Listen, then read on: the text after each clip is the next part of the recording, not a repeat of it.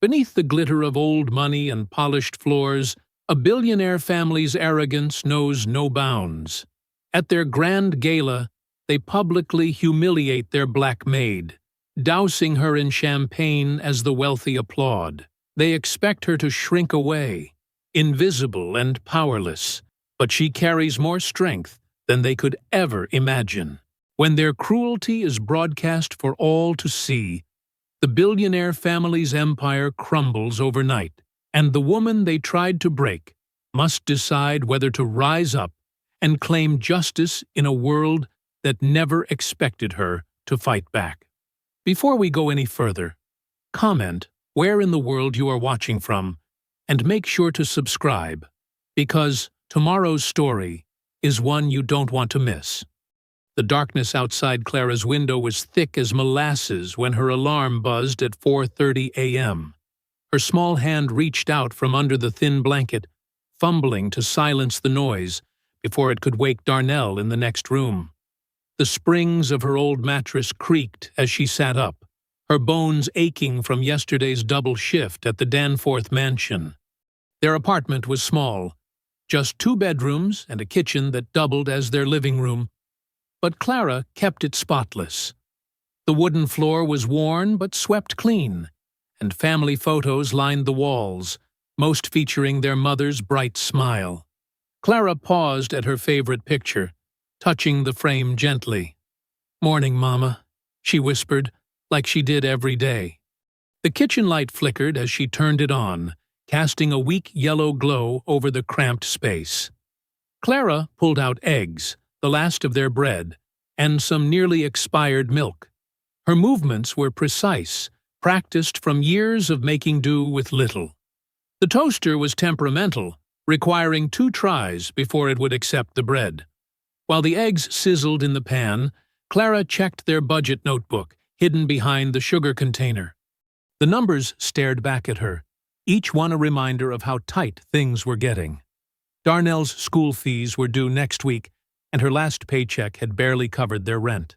"Something smells good," Darnell's sleepy voice came from behind her. He was already dressed in his school uniform, though his tie hung loose around his neck. "You're up early," Clara said, sliding the eggs onto a plate. "Come here. Let me fix that tie." Darnell rolled his eyes but stepped forward, letting her adjust the knot. At 16, he was already taller than her, but sometimes she still saw the little boy who used to hide behind her legs when strangers came around. "You working late again today?" he asked, dropping into one of their mismatched kitchen chairs. Clara nodded, pushing the plate toward him. "Mrs. Danforth's having some kind of fancy dinner party. They'll need extra help with cleanup." She didn't mention how the last party had run until midnight, or how Mrs. Danforth had accidentally spilled wine on Clara's uniform and refused to pay for cleaning. "You shouldn't let them treat you like that," Darnell said, his fork scraping against the plate. "I heard things about the Danforths, how they treat their workers, how they—" "Eat your breakfast," Clara cut him off gently. "Focus on school. That's your job right now." After Darnell left for school, Clara got ready for work, pulling on her gray uniform dress. The fabric was thin from too many washes, but it was clean and pressed. Her mother's voice echoed in her head. "Hold your head high, baby. Don't let them see you bend."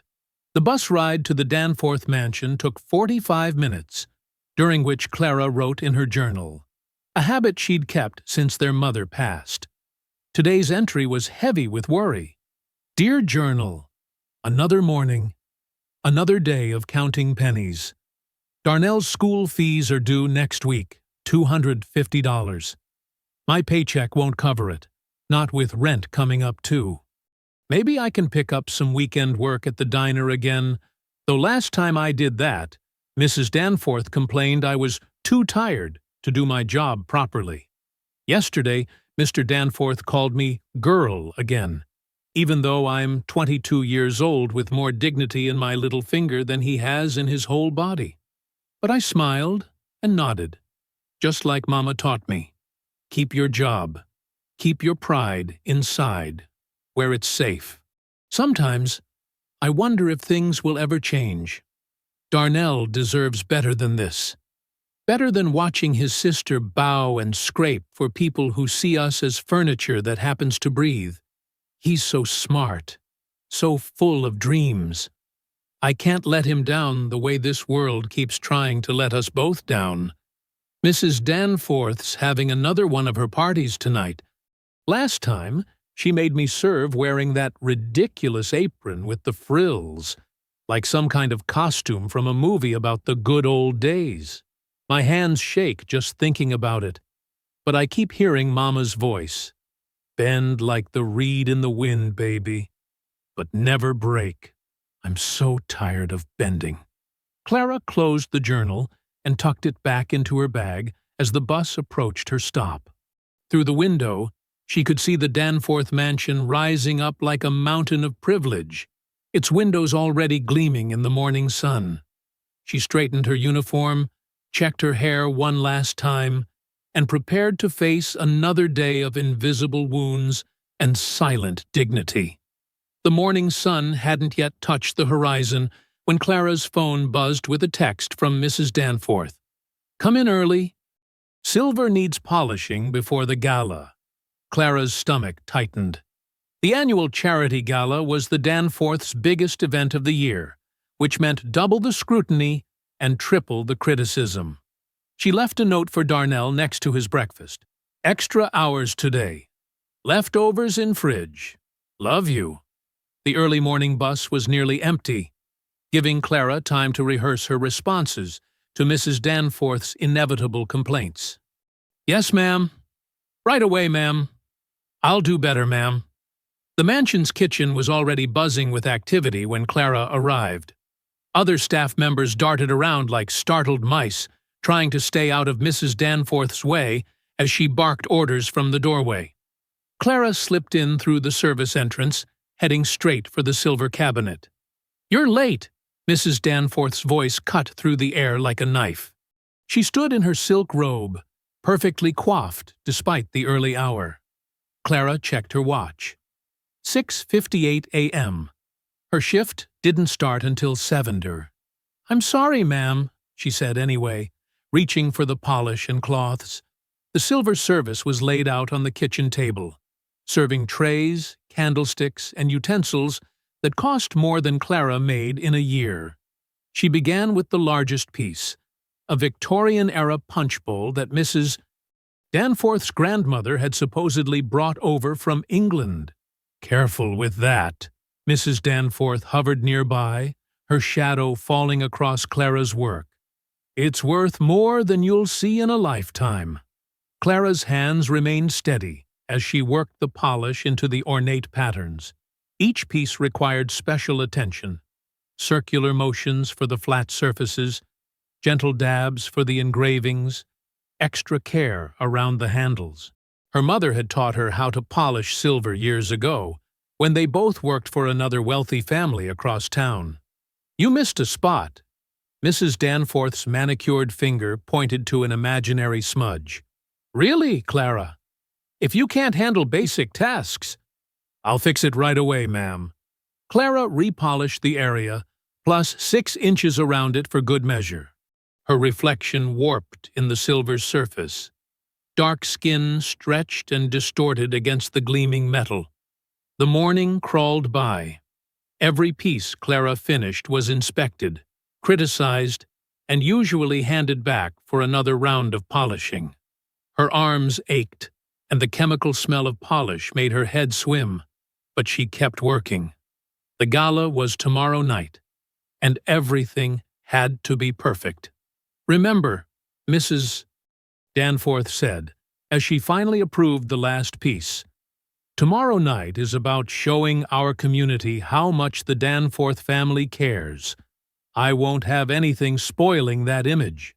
By the time Clara got home that evening, her fingers were raw from polishing, and her nose still burned from chemicals. She found Darnell at the kitchen table, textbooks spread out around him, empty pizza box pushed to one side. "You ordered pizza?" Clara asked, hanging up her coat. "That money was supposed to last until payday." "I was hungry." Darnell shrugged, not looking up from his homework. Dark circles under his eyes suggested he'd been studying late again. Clara sighed, sitting down across from him. You need to sleep, Darnell. Those AP classes won't get easier if you're exhausted. I'm fine, he mumbled, finally meeting her eyes. Why'd you quit your old job? The one before the Danforths? We weren't struggling as much then. The question hit Clara like a physical blow. Images flashed through her mind. Another mansion, another wealthy family, another humiliation. She stood up quickly, gathering dishes from the table. That's ancient history.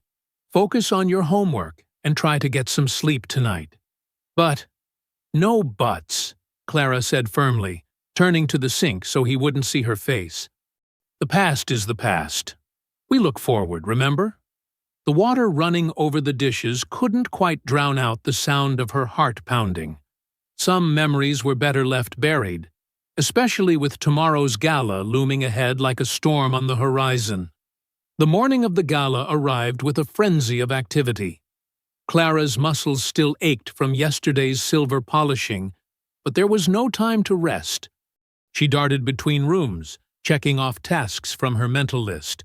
Fresh flowers in the foyer, place cards arranged perfectly on dining tables, champagne flutes spotless and gleaming. Watch where you're going! Margot Danforth's sharp voice rang out as Clara nearly bumped into her while carrying a stack of fresh linens. The youngest Danforth daughter stood in the hallway, phone in one hand, designer coffee cup in the other. Sorry, Miss Danforth, Clara mumbled, sidestepping quickly. The linens threatened to topple, but she steadied them against her chest. God, why is everyone running around like headless chickens?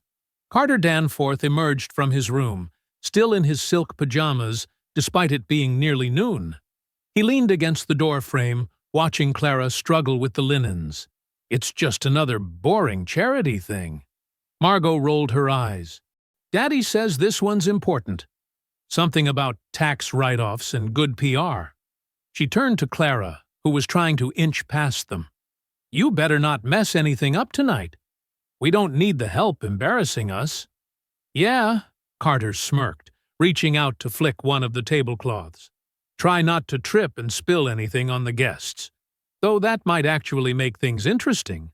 Clara bit her tongue and kept moving. The linens needed to be pressed, and on the tables within the hour. She couldn't afford to waste time trading barbs with the Danforth siblings.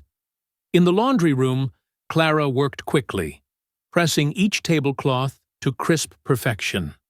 The iron hissed and steamed, adding to the already humid air. Sweat trickled down her back, but she couldn't stop.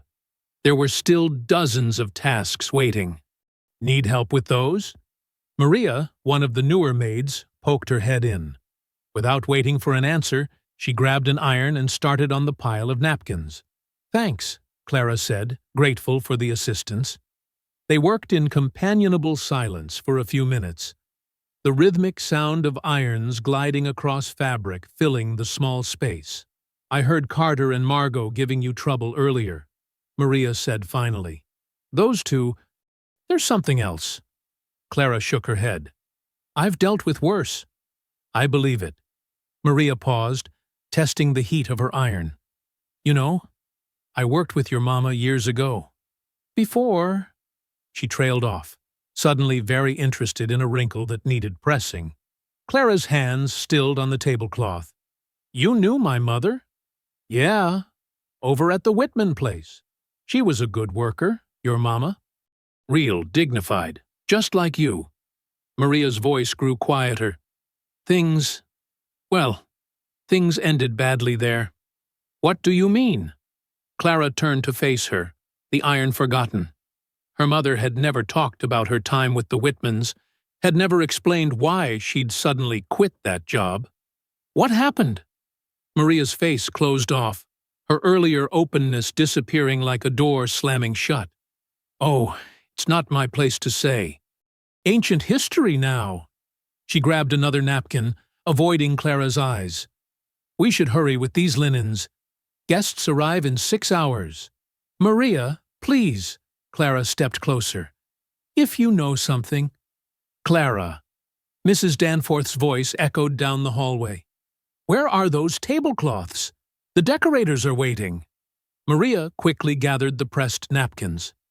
We better get moving. You know how she gets when things fall behind schedule.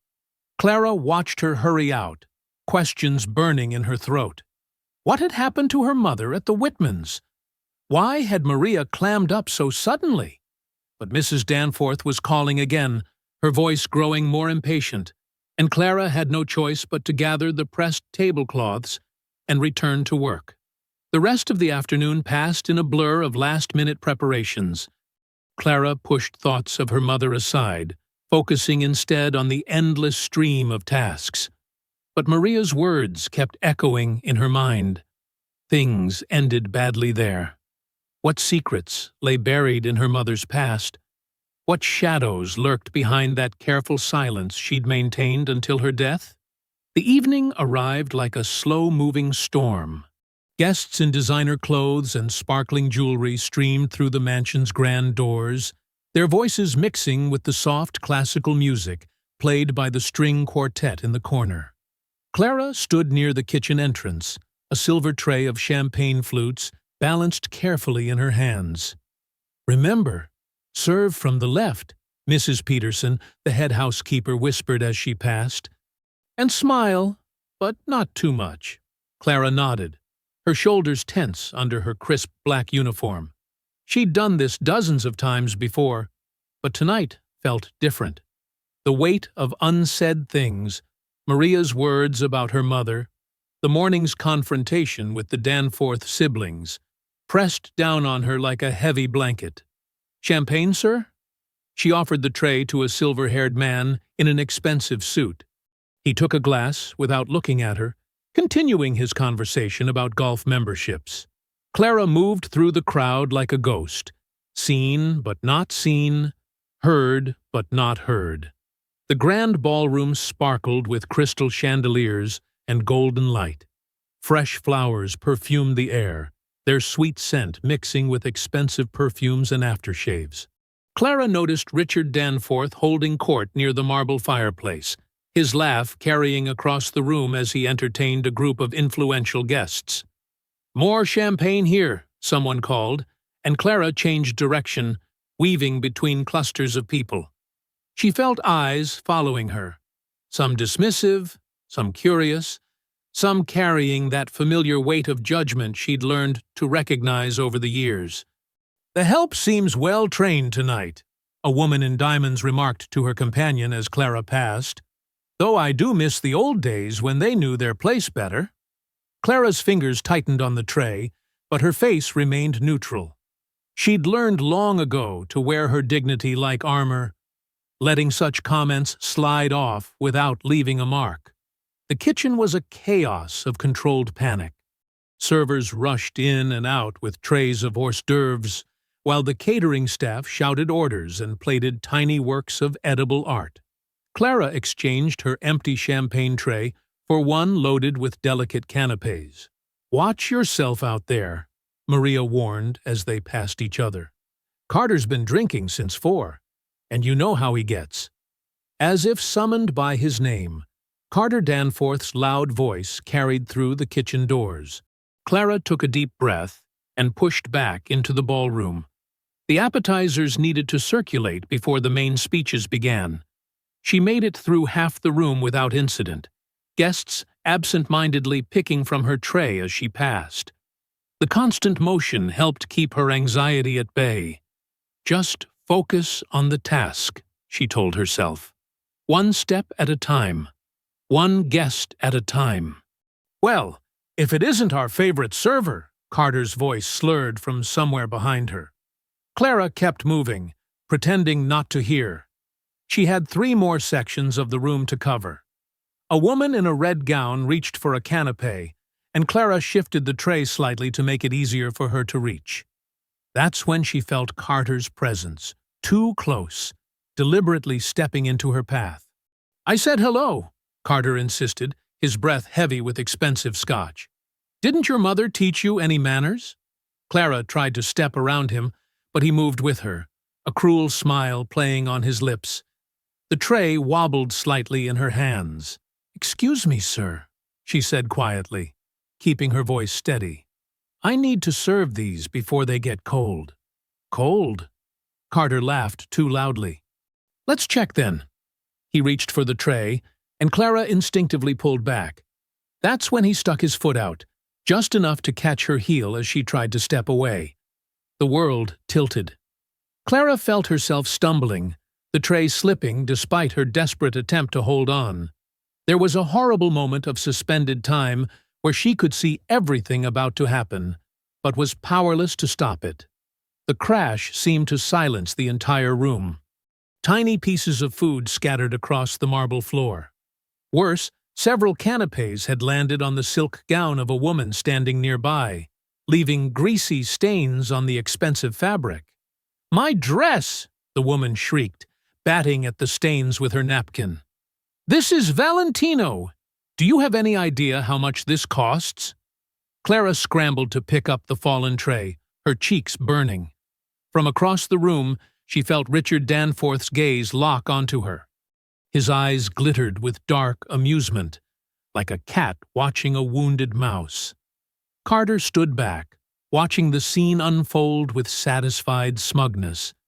The orchestra quieted as Richard Danforth tapped his crystal champagne flute with a silver spoon. The sharp ping echoed through the ballroom, drawing all eyes to the raised platform where he stood, backlit by chandeliers. "Ladies and gentlemen," his voice carried effortlessly, practiced from years of commanding attention. "Tonight is about more than just raising money. It's about recognizing those who serve our community." Clara's stomach tightened as she collected broken glass from her earlier accident. Something in Richard's tone made her skin prickle with warning. Speaking of service, Richard's eyes found her in the crowd, his smile sharp as a blade. "Clara Bell Johnson, please join me on stage." The room went silent. Clara froze, still kneeling with fragments of glass in her hands. Mrs. Peterson appeared beside her, quickly taking the broken pieces. "Go on," she whispered, her face tight with concern. "Don't keep Mr. Danforth waiting." Clara stood slowly, smoothing her black uniform with trembling hands. The crowd parted as she walked toward the stage, her shoes clicking against marble in the heavy silence. Each step felt like walking through deep water, her legs heavy with dread. "Come, come," Richard beckoned, extending his hand with exaggerated courtesy. "Don't be shy, Clara." She climbed the 3 steps to the platform, keeping her eyes fixed straight ahead. The bright lights felt hot on her face, and hundreds of eyes watched her every move. Some guests already had their phones out, recording. "Clara here has been with us for how long now?" Richard asked, his voice dripping with false warmth. 3 years, sir," she answered quietly. 3 years, Richard boomed. 3 years of, well, interesting service, wouldn't you say? Scattered laughter rippled through the crowd. Though perhaps graceful isn't quite the word we'd use. More laughter, louder this time. Clara spotted Carter in the crowd, smirking as he filmed with his phone. Beside him, Margot whispered something to a group of young socialites who giggled behind their hands. "You know, Clara," Richard continued, placing a heavy hand on her shoulder, "when I was growing up, my father taught me the value of hard work, but he also taught me something else, the importance of knowing one's place." The crowd murmured appreciatively. Clara felt her chest tighten, but she kept her face carefully blank, the way her mother had taught her. "Don't let them see you break. Earlier tonight we had a little incident, didn't we?" Richard gestured to the woman in the stained dress, who was now recording with her phone. "Quite expensive, that little mishap. But then again, you wouldn't know much about designer prices, would you, Clara?" The laughter grew louder. Clara could feel sweat beading at the back of her neck, but she stood straight. dignity her only shield. "I think it's time we taught Clara here about fine things." Richard reached for a fresh bottle of champagne from a nearby server. "This, for instance, is a 1982 Dom Perignon. That's about," he made a show of calculating, "3 months of your salary, isn't it?" The crowd roared. Camera flashes popped like lightning. Clara saw the bottle tilt before she felt it, the cold, expensive champagne streaming over her head, soaking her hair, running down her face and neck, staining her uniform. "There," Richard announced triumphantly. "Now you can say you've had a taste of the good life." The ballroom erupted in laughter and applause. Phones recorded from every angle as champagne dripped from Clara's chin onto her shoes. Through the blur of tears she refused to shed, she saw hundreds of faces, laughing, pointing, recording her humiliation for their entertainment. Clara stepped backward, then turned and fled down the stairs. She pushed through the crowd, past the pointing fingers and cruel laughter, past Mrs. Peterson's outstretched hand, past the kitchen where Maria called her name. She ran until she reached the service entrance, bursting out into the cool night air. Only then did she let the tears fall, mixing with the champagne that still dripped from her hair. Later that night, in her small apartment, Clara sat on her bed with her phone in her hands. The video was everywhere: Twitter, Instagram, TikTok. Thousands of shares, hundreds of thousands of views. Comments ranged from outraged to amused, but all she could see was her own face, frozen in that moment of public shame, played over and over again for the world to see. Clara's phone buzzed again, the screen lighting up her dark bedroom. 3:47 a.m. She hadn't slept at all. The notifications kept coming: Instagram, Twitter, Facebook, even emails from strangers who'd somehow found her address. She scrolled through the messages, her eyes burning from exhaustion and dried tears. Some were kind. "Stay strong, sister. We're with you." "This is absolutely disgusting behavior." But others cut deep. "Should have kept your head down." "Looking for attention?" "Just another race baiter trying to get rich." The champagne had dried in her hair, leaving it stiff and sticky. She'd showered 3 times but still felt dirty, like the humiliation had seeped into her skin. Her uniform lay crumpled in the corner, reeking of expensive alcohol and shame. A text from Mrs. Peterson popped up. "There are reporters outside the mansion. Mr. Danforth says, don't come in today." Clara's hands shook. Don't come in? Was she fired? How would she pay Darnell's school fees? Speaking of Darnell, she heard him stirring in the next room. The wall-mounted TV in the living room was still running news coverage. She'd left it on all night, unable to look away from her own public shaming played on repeat. "Clara?" Darnell appeared in her doorway, his school uniform already on. "There's people outside our building." She rushed to the window. Sure enough, a small crowd had gathered on the sidewalk below. Some held signs, "Justice for Clara," and "Boycott Danforth Industries." Others had cameras and microphones. "You're not going to school today," Clara said firmly. "I'll call you in sick." "But I have a test." "Not today, Darnell." Her voice cracked. "Please, just not today." Her phone rang, an unknown number. She declined it, like she had dozens of others. The TV droned in the background. Protests continue outside the Danforth estate after viral video shows wealthy businessman Richard Danforth pouring champagne over his maid's head during a charity gala. Clara made Darnell breakfast, though neither of them ate much. She kept checking her phone, watching the view count climb. 500,000.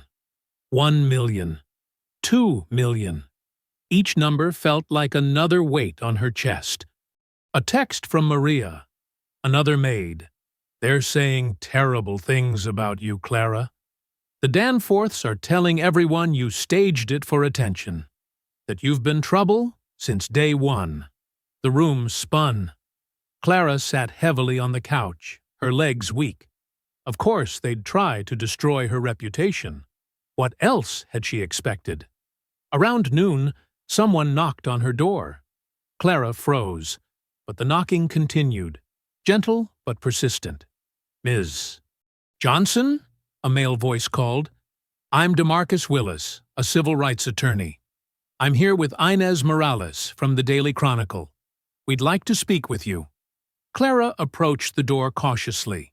Through the peephole, she saw a well-dressed black man in his late 30s, holding a leather briefcase. Beside him stood a Latina woman with a press badge, her expression serious but kind. "How did you find my address?" Clara called through the door. "Your neighbor, Mrs. Washington, directed us," the woman, Inez, answered. "We came through the back entrance to avoid the cameras. We're here to help, Ms. Johnson." Clara glanced at Darnell, who nodded encouragingly. Slowly she undid the chain and opened the door. DeMarcus Willis extended his hand. "What happened to you last night was more than just humiliation, Ms. Johnson. It was assault, discrimination, and a violation of your basic human dignity. And we're going to make sure the Danforths answer for it." "They're too powerful," Clara whispered. "Nobody ever wins against them." "Nobody's tried with evidence this clear," Inez said, holding up her tablet. "The videos reached 3 million views. People are outraged. Major news networks want to cover this.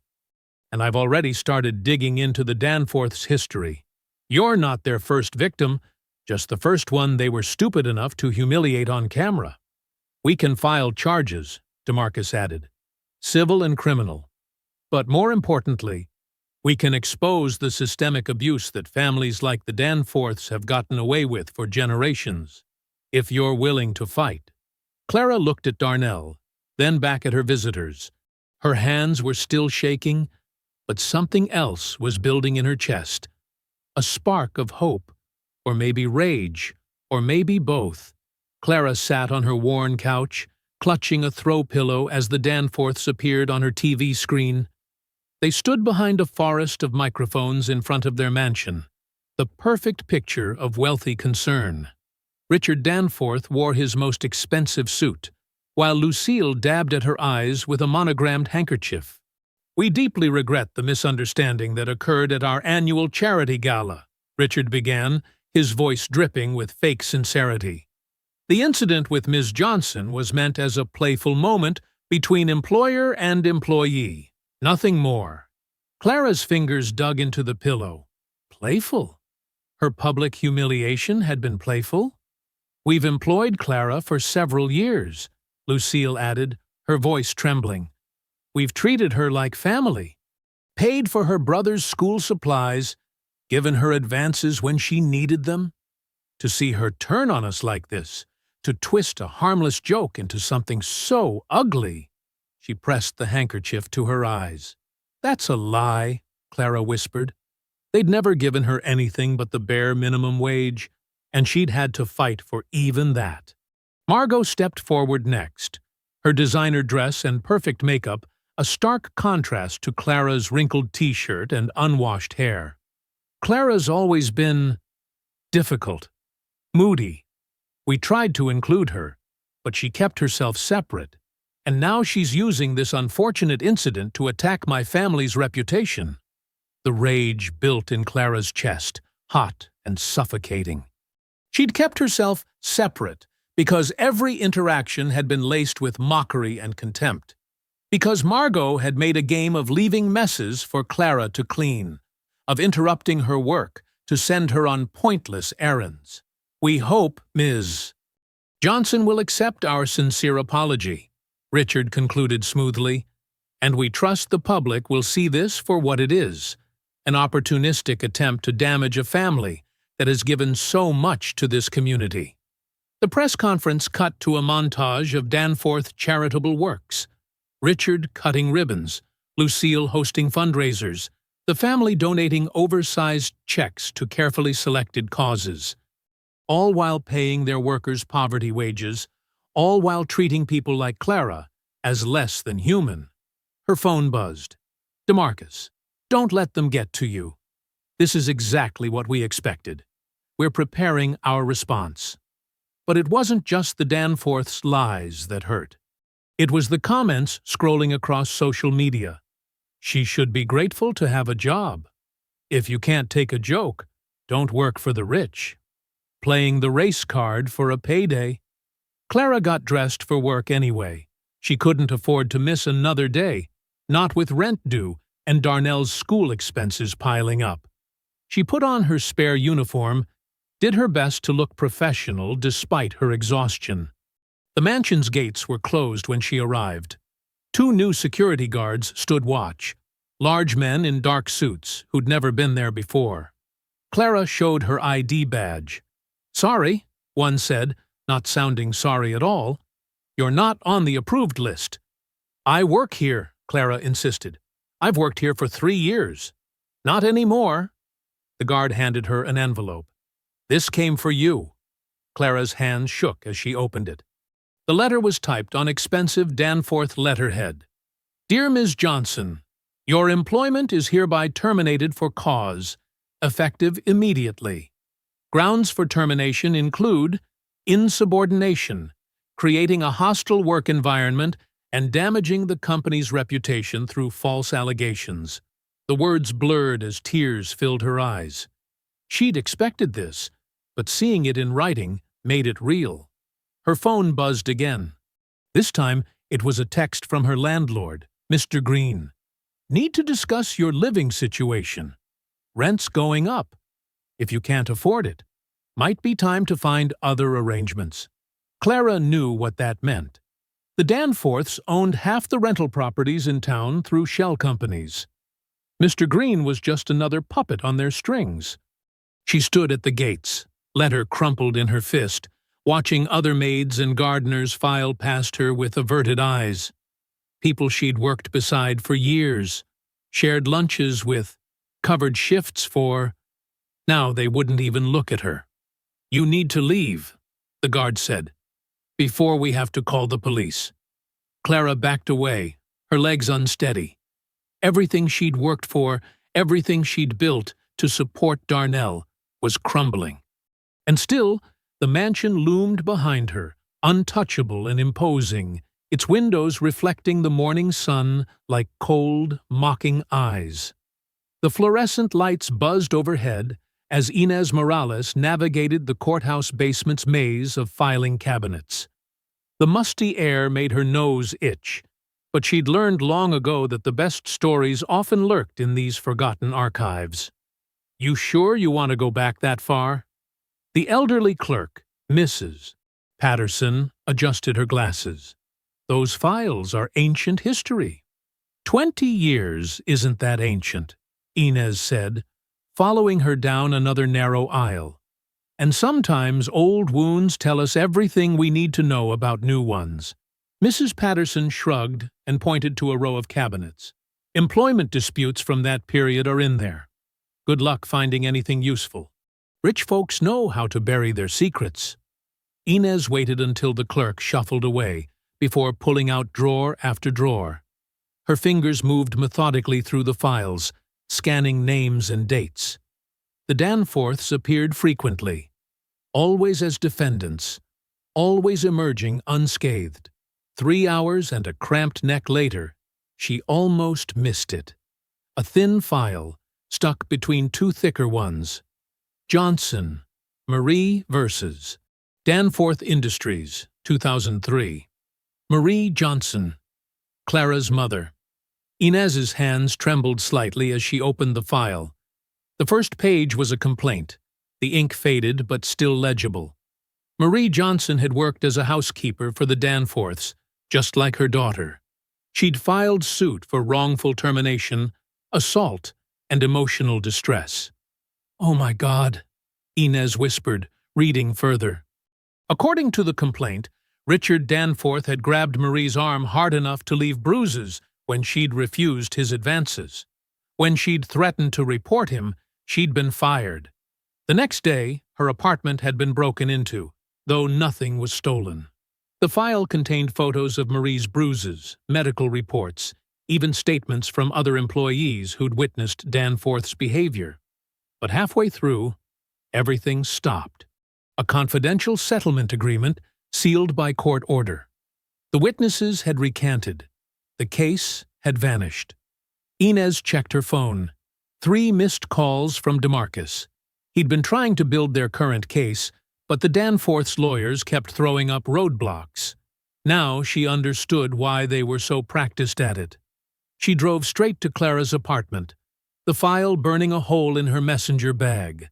The building was run down, paint peeling from the walls, but Clara's unit stood out. Small touches like a welcome mat and a potted plant gave it dignity. Clara opened the door, looking exhausted.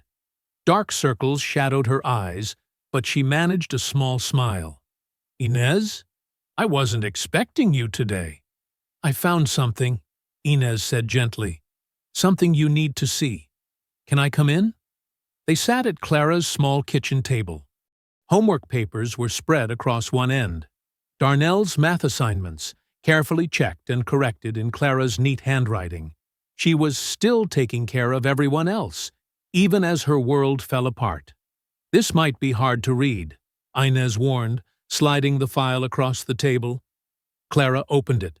Her face remained composed as she read the first page, but her hands began to shake. By the second page, tears rolled silently down her cheeks. "I never knew," she whispered. "Mama never said a word. Not one word." "She couldn't," Inez explained. "The settlement included a strict confidentiality clause. If she'd told anyone, she'd have lost everything." Clara stood abruptly, pacing the small kitchen. She got sick right after that job, started having panic attacks, couldn't sleep. The doctors called it anxiety and depression, but she pressed her fist to her mouth. "They did this to her. They broke her." "The pattern is clear," Inez said. "They haven't changed in 20 years. They're still using the same tactics: intimidation, threats, buying silence." Clara picked up her mother's photo from the windowsill. In it, Marie Johnson smiled broadly, her arm around a young Clara's shoulders. It was taken before the Danforths, before the light had gone out of her eyes. "She took that job to send me to college," Clara said, her voice cracking. "But then she got sick, and the money went to doctors instead. She died thinking she'd failed me. But she was the victim. They killed her dreams, her spirit, everything she worked for." Clara sat across from DeMarcus in his downtown office, her mother's file spread between them on his weathered oak desk. Morning sunlight streamed through the windows, casting long shadows across the documents that told a story of 2 generations of pain. "They didn't just hurt me," Clara said, her voice steady despite the anger burning in her chest. "They've been doing this for decades. To my mama, to who knows how many others." DeMarcus leaned forward, his expression intense. "This changes everything, Clara. Your mother's case proves a pattern of behavior. We can use this." "I want to tell her story," Clara said firmly. "Not just mine. Every worker who ever suffered in silence needs to know they're not alone." "Are you sure?" DeMarcus asked. "Going public means they'll come at you even harder." "I'm done being afraid." Clara straightened her shoulders. "Mama couldn't speak up because of their threats. But I can. I will." That afternoon, Clara sat for an interview with Inez in a small studio downtown. The cameras felt intimidating, but Clara focused on the photo of her mother she'd brought, the one from happier days. "My mother, Marie Johnson, worked for the Danforths 20 years ago," Clara began, her voice growing stronger with each word. "She was a proud woman, hard-working, with dreams for her children. But they didn't see her humanity. They saw someone they could use and discard." As Clara shared the details from the file, the assault, the threats, the forced silence, her hands remained steady. "When I found these documents, so many things made sense. The way Mama changed after that job. How she'd wake up screaming some nights. the panic attacks that eventually wore down her heart. The Danforths claimed my public humiliation was an isolated incident, Clara continued, looking directly into the camera. But this proves otherwise. They've been terrorizing workers for decades, using their money and power to bury the truth. Well, I'm digging it up, all of it. The interview aired that evening. Within hours, Clara's phone lit up with messages from former Danforth employees, each with their own story of abuse and intimidation. DeMarcus's office began documenting every account, building a mountain of evidence that couldn't be ignored. "You did good," DeMarcus told her after reviewing the footage. "Real good. People are listening." Clara felt a weight lift from her shoulders. For the first time since the champagne incident, she felt truly powerful. She was no longer just a victim. She was her mother's voice, finally breaking 20 years of enforced silence. But the Danforths' retaliation came swift and cruel. Clara was helping Darnell with his chemistry homework when her phone buzzed. It was Darnell's friend Marcus. "Police got D at the corner store!" Clara's heart stopped. She grabbed her keys and raced to her car, praying the whole way. She found Darnell sitting on the curb outside the convenience store, surrounded by 3 police cruisers with flashing lights. 2 officers stood over him, their hands on their weapons. "That's my brother!" Clara called out, approaching slowly with her hands visible. "What's going on?" "Store reported a shoplifting suspect matching his description," one officer said, his tone dismissive. "Just doing our job." "I didn't steal anything," Darnell protested. "They can check the cameras." Clara noticed the store owner watching nervously through the window. She'd seen him chat easily with Darnell dozens of times before. Something wasn't right. After 30 tense minutes of questioning, the officers finally admitted there was no evidence and let Darnell go. As they drove away, Clara saw a familiar black SUV, the same one that had been parked outside their apartment last week. The Danforths' security detail. Back home, Darnell paced their small living room, angry tears in his eyes. "They planned this, didn't they? Because of your interview?" Clara pulled him into a tight hug. "Listen to me," she said fiercely. "What happened to Mama? What's happening to us? It stops now. I promise you, Darnell. The Danforths will never hurt our family again." Darnell hugged her back just as tight. "I believe you," he whispered, "and I'm not scared of them either." The morning after Clara's interview aired, a crowd gathered outside the Danforth mansion. Not just protesters this time. Former employees clutching papers and photos, each with a story to tell. DeMarcus and his team set up a temporary intake center at a nearby church, interviewing witnesses from dawn to dusk. Clara sat with each person, holding their hands as they shared decades of abuse. An elderly janitor described working through chemotherapy because the Danforths threatened to cancel his health insurance. A former secretary showed documentation of systematic wage theft that had stolen thousands from the cleaning staff. A groundskeeper revealed photos of unsafe working conditions that had left 3 workers permanently injured. "They made us sign papers," a former housekeeper explained, her hands shaking as she handed over a stack of NDAs. "Said they'd blacklist us if we ever spoke up. But seeing you on TV, Miss Clara, if you can stand up to them, so can we." Inez worked furiously, cross-referencing testimonies and documents. Her office walls became a spiderweb of red string connecting photos, statements, and evidence. The pattern was clear. Decades of worker exploitation, all carefully hidden behind the Danforths' charitable facade. "Look at this," Inez called Clara and DeMarcus over one afternoon, pointing to a series of spreadsheets. Every time they fired someone unfairly, they logged it as a voluntary resignation to avoid unemployment claims. The numbers are staggering. DeMarcus nodded grimly. Classic wage theft pattern. But this is bigger than we thought. These documents show systematic discrimination. They specifically targeted older workers, minorities, Anyone they thought wouldn't fight back. Clara studied the faces in the growing collection of victim photos. Just like Mama, they picked people who needed the job too badly to risk speaking up.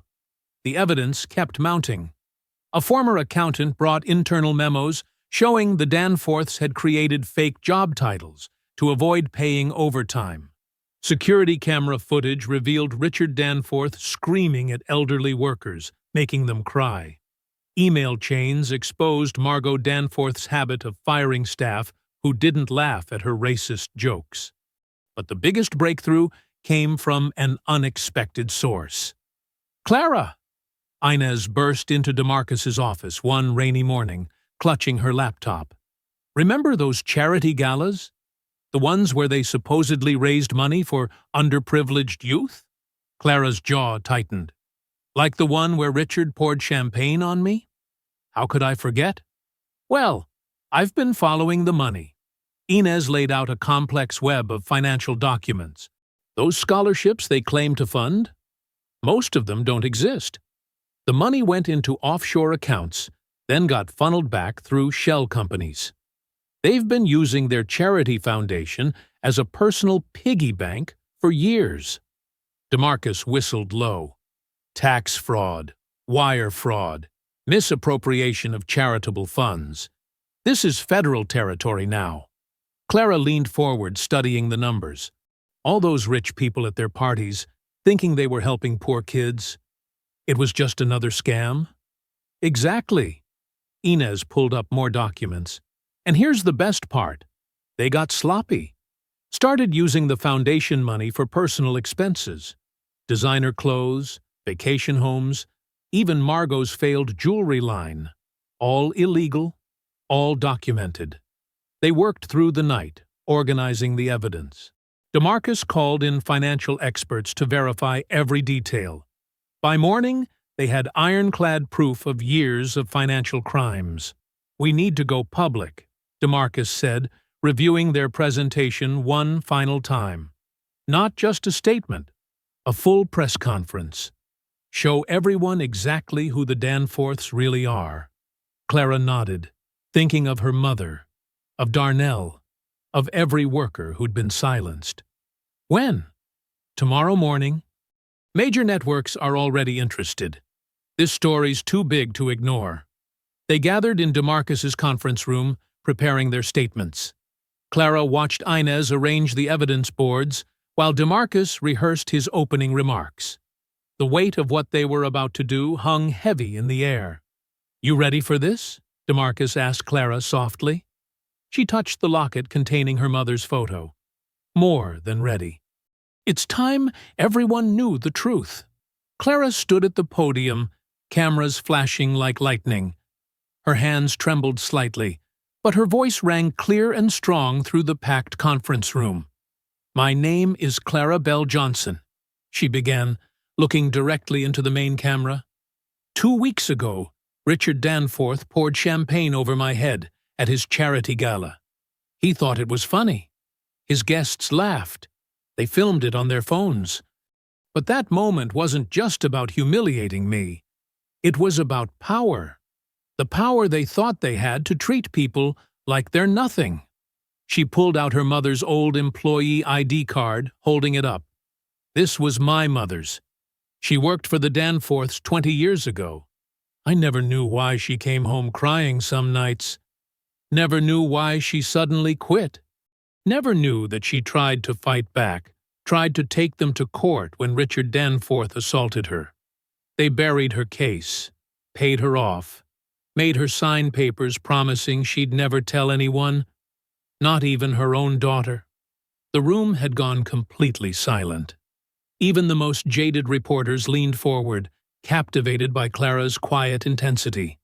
But my mother's story wasn't unique. Over the past week, dozens of former employees have come forward, each one carrying proof of the Danforths' crimes. She gestured to the evidence boards behind her. Wage theft, discrimination, unsafe working conditions, assault, all carefully hidden behind their fancy parties and fake charity work. Inez stepped forward, directing attention to specific documents. The Danforth Family Foundation claimed to provide scholarships to underprivileged youth. Our investigation has uncovered that these scholarships were largely fictional. The money, millions in charitable donations, was diverted through offshore accounts and shell companies, ultimately funding the Danforths' lavish lifestyle. DeMarcus took over, his legal expertise lending weight to each accusation. We have documented evidence of systematic wage theft affecting hundreds of employees over decades. The Danforths specifically targeted vulnerable workers, immigrants, single parents, elderly employees desperate to keep their health insurance. They forced them to work overtime without pay, denied benefits, and threatened anyone who dared complain. Clara returned to the podium. Her voice shook with controlled anger. When Richard Danforth poured that champagne on me, he thought I would stay quiet, like my mother did, like all their victims did. But times have changed. We're not staying quiet anymore. The questions erupted like a storm. Clara answered each one clearly, directing reporters to specific pieces of evidence. The live stream numbers skyrocketed as viewers shared the feed. Danforth crimes started trending within minutes. Hours later, as darkness fell over the city, a fleet of black SUVs pulled up to the Danforth estate's gates. Federal agents moved with precise efficiency, presenting search warrants to the startled security guards. News vans arrived moments later, their bright lights illuminating the scene like a movie set. Inside, Richard Danforth was shouting into his phone, demanding his lawyers fix this. Lucille frantically shredded documents in her office, but it was too late. The evidence was already public, backed up in multiple locations. Cameras rolled as agents led Richard Danforth out in handcuffs. His face, usually so smug and controlled, was twisted with rage.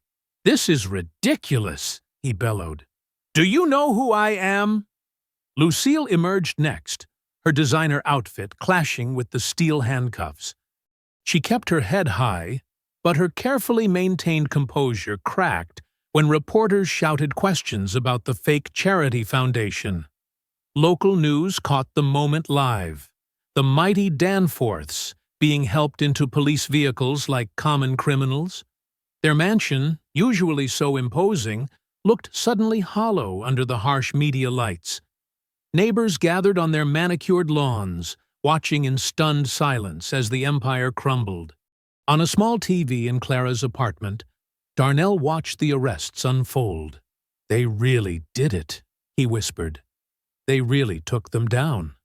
Clara sat beside him, holding their mother's photo. She thought of all the workers who'd found their voice, all the buried stories finally coming to light. The Danforths had spent decades building walls of money and influence to protect themselves. But in the end, the truth had torn those walls down. The news helicopters circled overhead, capturing the final moments of the raid. Agents carried out box after box of documents. The Danforth name, once synonymous with power and prestige, would now be forever linked to fraud and exploitation. The morning after the arrests, the Danforth empire began to crumble with breathtaking speed. Clara watched from her kitchen table as financial news channels tracked the collapse in real time. The family's stock prices plummeted, triggering automatic trading halts. "Breaking news," the anchor announced. "Major investors are pulling out of Danforth Industries following last night's arrests. The company's shares have dropped 60% since markets opened." Darnell sat beside her, munching cereal and staring at the scrolling headlines. "Look at that," he pointed. "Their biggest partner just canceled all contracts." The phone buzzed. It was Inez sending updates. Federal investigators had frozen the Danforths' accounts overnight, personal and business. Their credit cards were declined. Staff at their various properties walked off the job. The carefully crafted image of untouchable wealth shattered like cheap glass. "Global Partners terminates relationship with Danforth Industries," one headline declared. Another, "Charity organizations distance themselves from Danforth Foundation scandal." Social media exploded, with former business associates rushing to condemn the Danforths.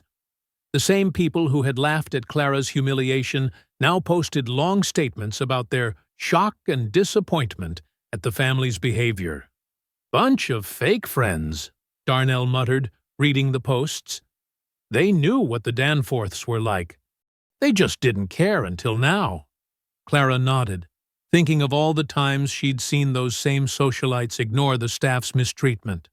"Money buys a lot of blind eyes," she said quietly. The news shifted to live coverage outside Danforth Industries headquarters. Employees streamed out carrying boxes, many looking shell-shocked. Security guards posted notices on the doors. The building was being seized as part of the federal investigation. Sources say the company's board of directors has called an emergency meeting, the reporter stated. Multiple executives have already resigned.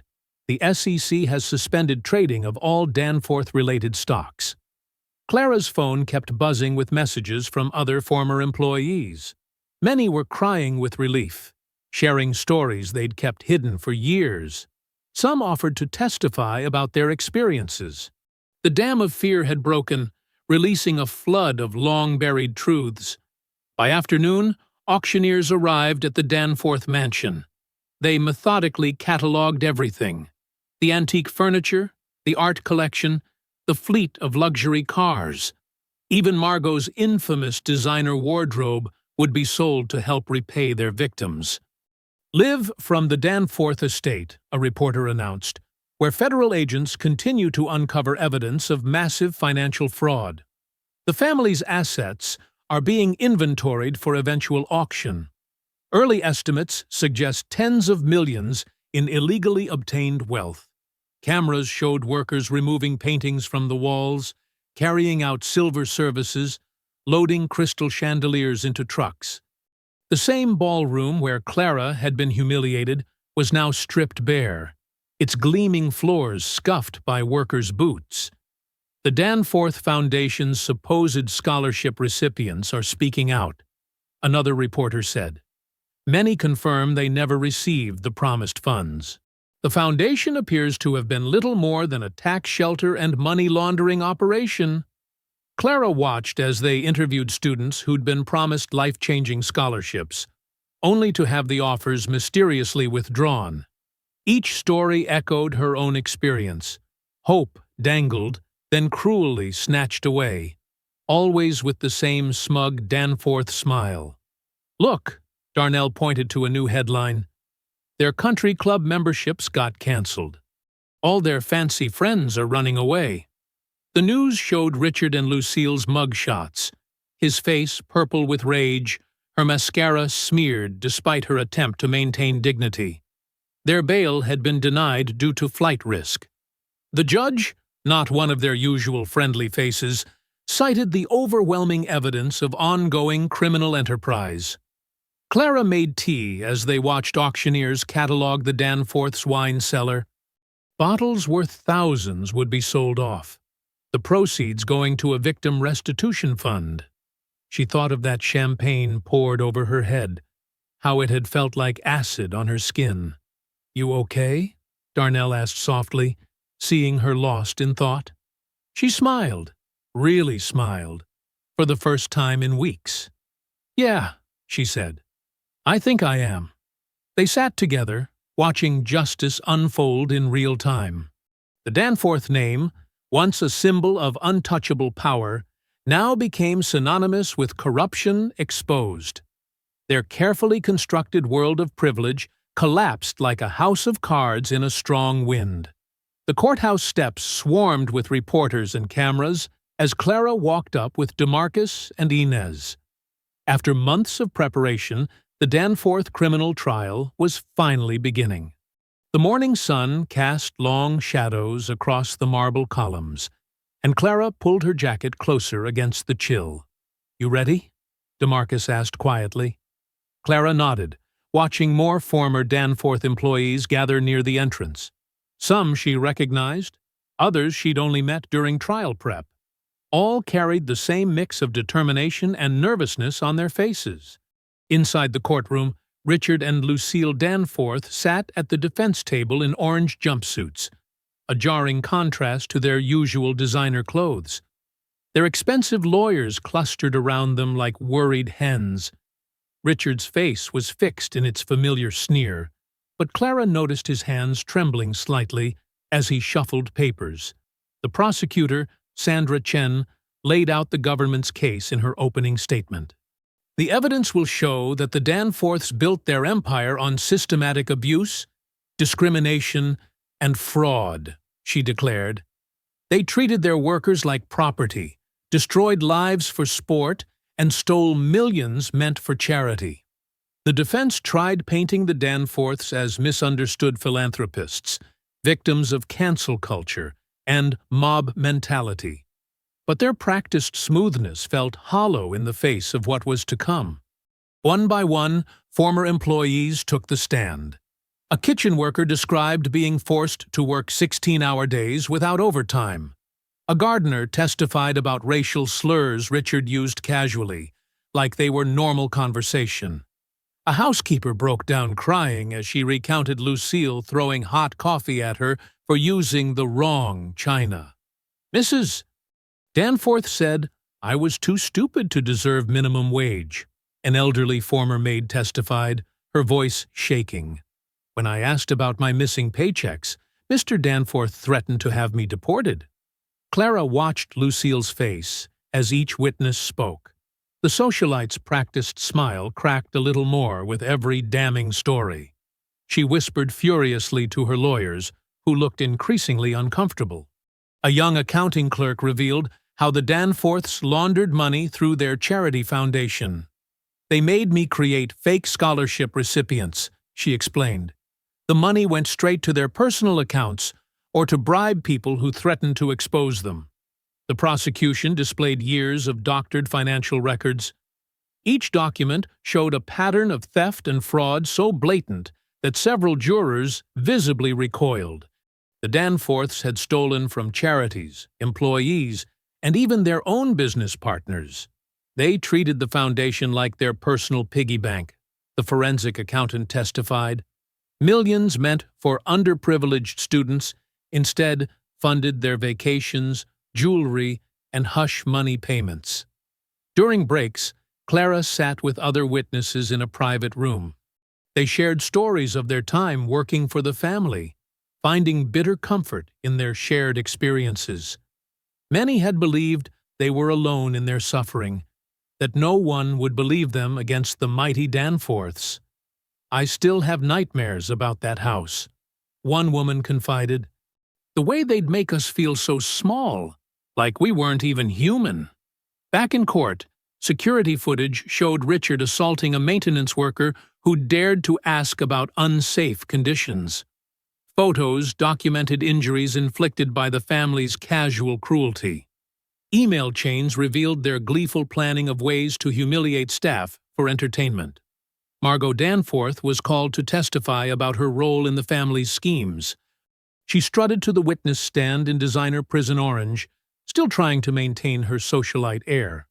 But her carefully applied makeup couldn't hide her fear as prosecutors questioned her about witness intimidation.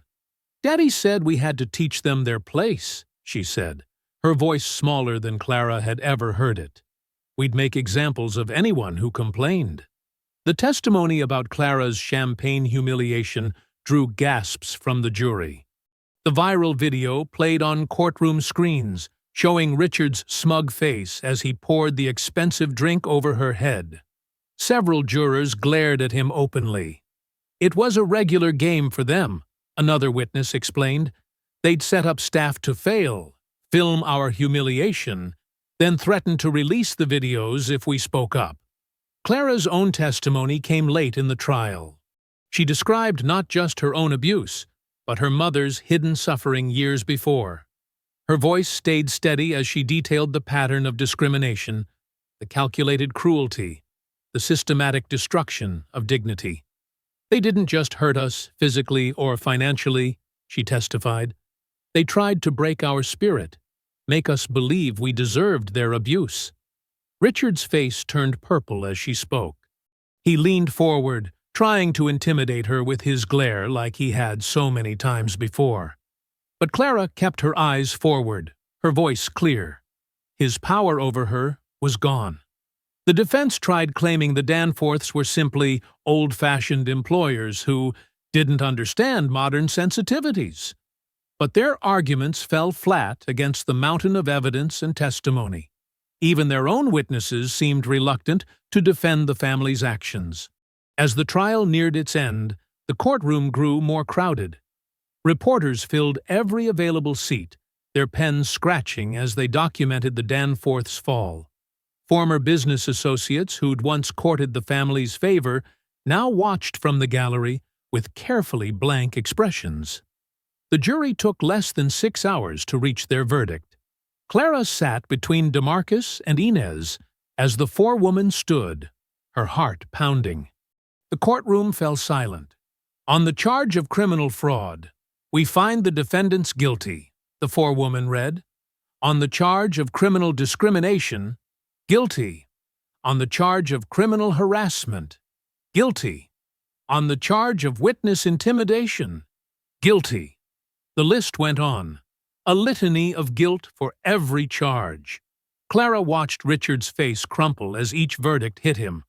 Lucille swayed in her seat, her perfect mask finally shattering completely. Behind them, Margot burst into noisy tears. The judge's gavel echoed through the hushed courtroom, making the moment official. The mighty Danforths, who had considered themselves above the law, were now convicted criminals facing decades in prison. The afternoon sun streamed through DeMarcus's office windows as Clara sat across from him, staring at the settlement papers in disbelief. The numbers seemed impossible. 8 figures, with substantial compensation for every victim who'd come forward. This is real? Clara's hands trembled as she held the document. They actually agreed to all of it? DeMarcus grinned, leaning back in his chair. With their assets frozen and criminal convictions on record, they didn't have much choice. The civil suit was airtight. Clara scanned the details again. Beyond individual payments, the settlement required the creation of a multi-million-dollar fund to help exploited workers across the state. Money for legal aid, job training, emergency housing, everything she and DeMarcus had demanded. "Look at this section," DeMarcus said, pointing to a paragraph. "The fund will be overseen by a new nonprofit focused on worker protection and social justice reform. And Clara," he paused, his smile widening, "they want you to run it." "Me?" Clara's head snapped up. "But I don't have any experience running an organization." "You organized witnesses, coordinated with media, rallied community support. You've been basically running one already," DeMarcus countered. "Plus, you understand these issues from the inside. Who better to lead this fight?" Clara stood and walked to the window, processing everything. Below, the city stretched out, filled with countless others facing the same battles she had. With this settlement, she could actually help them. "The salary's good, too," DeMarcus added. "Enough to put Darnell through college with plenty left over." Tears welled in Clara's eyes as she thought of her brother. He'd stuck by her through everything, believing in her even when she doubted herself. Now she could give him the future their mother had dreamed of. "There's something else," DeMarcus said softly. He pulled out another document. "The settlement includes a formal apology and acknowledgement of your mother's case. They have to publicly recognize what they did to her." Clara's throat tightened. She remembered finding her mother's hidden legal papers, understanding at last why she'd grown so quiet and withdrawn in her final years. The Danforths hadn't just taken her job, they'd stolen her voice, her dignity, her spirit. "We're holding a press conference tomorrow to announce everything," DeMarcus continued. "But I thought you might want some time first to visit her, share the news privately." Clara nodded, unable to speak. She gathered her things, hugging DeMarcus tightly before leaving. The drive to the cemetery was familiar. She'd made it countless times since her mother's passing, seeking guidance, or simply connection. The small headstone sat beneath an old oak tree, modest but well-tended. Clara had planted flowers around it, keeping the space beautiful despite their limited means. Now she could afford a proper monument, something that told her mother's whole story. She knelt beside the grave, laying a perfect white rose against the stone. The flower's petals caught the late afternoon light, glowing like they were made of pearl. "Hi, Mama," Clara whispered. "I did it. We did it. They can't hurt anyone else now." Wind rustled through the oak leaves above, almost like a response. Clara traced her mother's name on the stone, remembering her gentle hands, her quiet strength, the way she'd somehow kept hope alive despite everything. "They tried to erase you, make it like nothing happened, but everyone knows the truth now." Clara's voice grew stronger. "Your story's going to help protect other people. No one else will have to hide their pain like you did." She told her mother about the settlement, the fund, the job offer. Words poured out as tears fell freely. Years of carried burden finally lifting. Her mother had always said truth would win in the end, even when the path seemed impossible. "I'm going to make sure no one forgets," Clara promised. "Not just what they did, but who you really were. Strong, loving, unbreakable. They thought they could silence us, but your voice is louder now than ever." The setting sun painted the sky in shades of purple and gold. Clara stayed kneeling, one hand on the cool stone, feeling more connected to her mother than she had in years.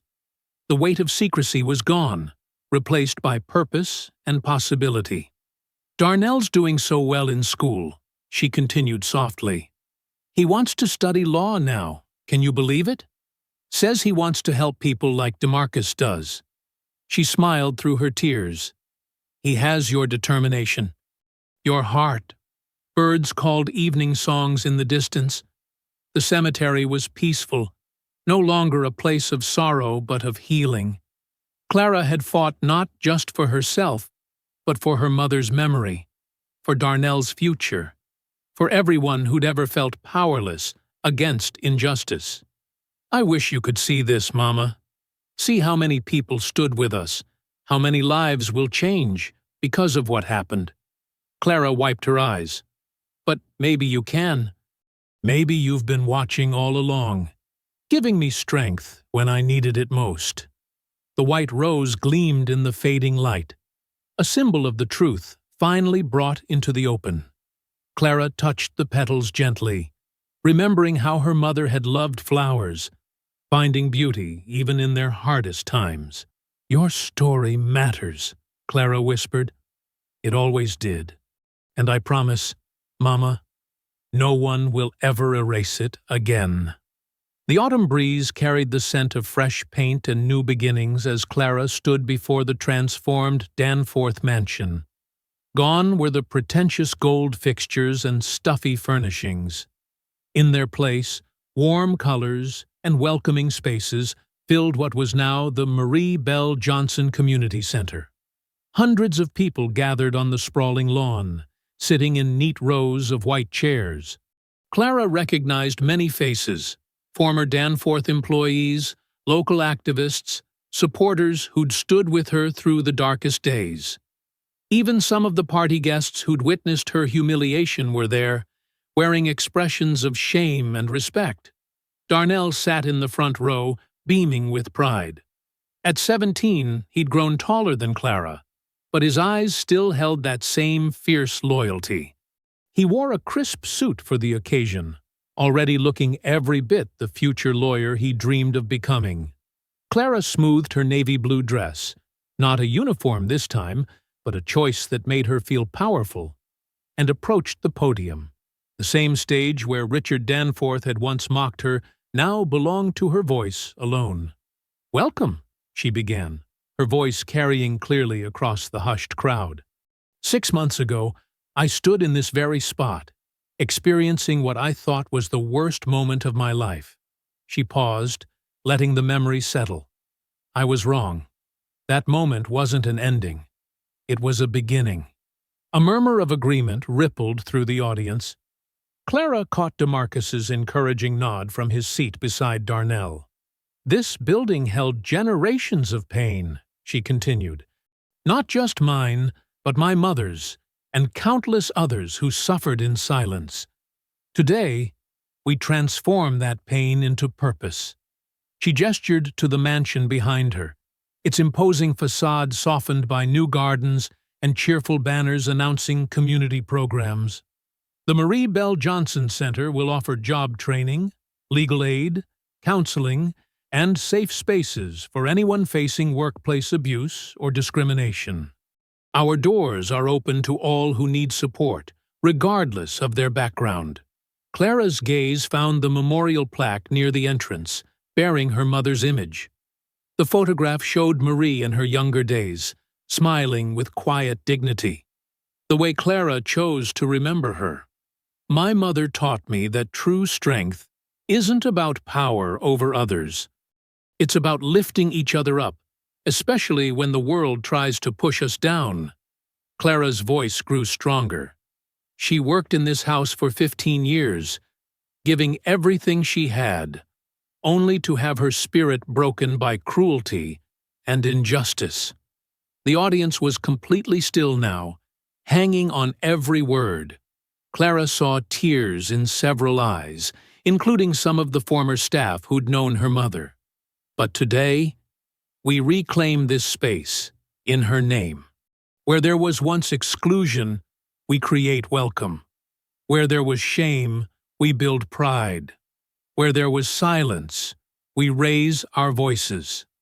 She outlined the center's programs, education initiatives, small business support, mental health services, everything she'd wished for during her own struggles, now available to anyone in need. This transformation wouldn't have been possible without every person who stood up and spoke out, Clara acknowledged. The whistleblowers who risked everything for truth. The journalists who refused to let our story be buried. The lawyers who fought for justice, not just victory.